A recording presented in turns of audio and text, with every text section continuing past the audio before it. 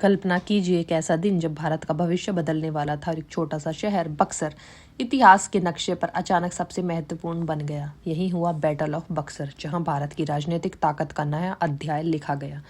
तो फटाफट से जाइए ऐसे ही इतिहास से जुड़ने के लिए चैनल को सब्सक्राइब कीजिए। बक्सर का युद्ध 22 अक्टूबर 1764 को हुआ था। यही युद्ध ईस्ट इंडिया कंपनी और बंगाल, अवध और मुगल शासकों के बीच लड़ा गया। इस युद्ध का मुख्य उद्देश्य भारत में ब्रिटिशों का राजनीतिक और सैन्य नियंत्रण स्थापित करना था।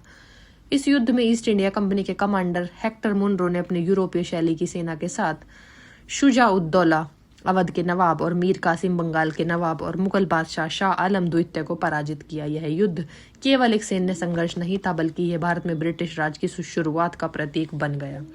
इस युद्ध के पीछे की कहानी काफी जटिल थी। 18वीं सदी के मध्य में बंगाल एक समृद्ध और अमीर प्रांत था। मीर कासिम ने ब्रिटिश व्यापारियों पर कुछ प्रतिबंध लगाए जो उनके अवैध व्यापार और कराधान टैक्स लाभ को चुनौती देते थे। इसके अलावा शुजा-उद-दौला और शाह आलम द्वितीय भी अपनी सत्ता और क्षेत्रीय अधिकारों के लिए संघर्ष कर रहे थे। ईस्ट इंडिया कंपनी ने इन मतभेदों का फायदा उठाकर अपनी रणनीति के साथ सभी शासकों को हराया। ईस्ट इंडिया कंपनी की सेना कमांडर हेक्टर मुनरो, संख्या लगभग 10,000 यूरोपीय सैनिक प्लस 5,000 भारतीय सिपाही, हथियार आधुनिक बंदूकें, तोपें और अनुशासित पैदल सेना। संयुक्त भारतीय सेना अवध के नवाब शुजा-उद-दौला, बंगाल के नवाब मीर कासिम और मुगल बादशाह शाह आलम द्वितीय, संख्या लगभग 40,000 सैनिक, हथियार पारंपरिक तोप, घुड़सवार सेना और बंदूकें। संख्या में अधिक होने के बावजूद भारतीय सेनाएं अनुशासित यूरोपीय युद्ध तकनीक और तोपों के सामने टिक नहीं सकी। बक्सर के युद्ध में हेक्टर मुनरो ने अपनी रणनीति का बेहतर उपयोग किया। ब्रिटिश सेना ने अपने अनुशासित पैदल सैनिकों और तोपों से भारतीय सेना को भ्रमित कर दिया। मीर कासिम की सेना ने प्रारंभिक हमले किए, लेकिन ब्रिटिशों ने अपनी डिफेंसिव पोजीशन बनाए रखी और काउंटर अटैक किया। शुजा-उद-दौला और शाह आलम द्वितीय की संयुक्त सेनाओं के हमले भी असफल रहे। अंततः ब्रिटिश सेना के निर्णायक जीत प्राप्त की। राजनीतिक नियंत्रण। ईस्ट इंडिया कंपनी ने बंगाल, बिहार और उड़ीसा पर अपना नियंत्रण स्थापित कर लिया। Treaty of Allahabad 1765। युद्ध के एक साल बाद ट्रीटी ऑफ इलाहाबाद पर हस्ताक्षर हुए। इसमें शाह आलम द्वितीय ने ईस्ट इंडिया कंपनी को दीवानी अधिकार, कर संग्रहण का अधिकार दे दिया। इसका मतलब था कि कंपनी को भारत के सबसे धनी प्रांतों के राजस्व का नियंत्रण मिल गया।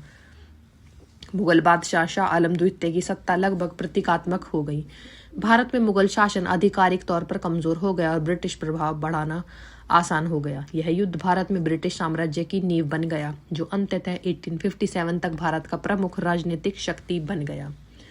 यह ईस्ट इंडिया कंपनी की राजनीतिक और आर्थिक प्रभुसत्ता की शुरुआत थी। इसके बाद भारत का कराधान और व्यापारिक ब्रिटिशों के नियंत्रण में आ गया। इस युद्ध ने आधुनिक सैन्य रणनीति और तोपों की शक्ति को महत्व दिया। भविष्य के युद्ध जैसे अंग्रेज सिख युद्ध और मराठा युद्ध के लिए रणनीतिक उदाहरण पेश किए। शुजा-उद-दौला प्रारंभ में ब्रिटिशों के साथ थे, लेकिन मीर कासिम और शाह आलम द्वितीय के साथ मिलकर युद्ध में विरोध किया। हेक्टर मुनरो ने अपनी यूरोपीय शैली की अनुशासित सेना और तोपों से युद्ध जीता, जो पारंपरिक भारतीय युद्ध कला से बहुत अलग थी। युद्ध के बाद मीर कासिम को भागना पड़ा और अंततः शाहजहांपुर में उन्हें मार दिया गया। बक्सर का युद्ध भारत में ईस्ट इंडिया कंपनी की सत्ता स्थापित करने वाला पहला महत्वपूर्ण युद्ध था। यह केवल एक सैन्य संघर्ष नहीं था, बल्कि भारत के राजनीतिक परिदृश्य में ब्रिटिश साम्राज्य की नींव रखने वाला मोड़ था। ब्रिटिशों ने इसके बाद अपने प्रशासनिक और राजस्व प्रणाली को मजबूत किया, जिससे उनका प्रभाव और धन बढ़ गया। इतिहासकार आज भी इस युद्ध को भारत में औपनिवेशिक सत्ता के आरंभ का प्रतीक मानते हैं। बक्सर का युद्ध भारत के इतिहास में एक महत्वपूर्ण मोड़ था। मीर कासिम, शुजा-उद-दौला और शाह आलम द्वितीय ने मिलकर ब्रिटिशों को रोकने की कोशिश की, लेकिन आधुनिक सैन्य रणनीति और अनुशासित सेना के सामने वे हार गए। यह युद्ध केवल एक मैदान का संघर्ष नहीं था, बल्कि भारत में ब्रिटिश राज की शुरुआत और राजनीतिक बदलाव का प्रतीक बन गया। तो फटाफट से जाओ ऐसे ही इतिहास से जुड़ने के लिए पहले चैनल को सब्सक्राइब कर दीजिए।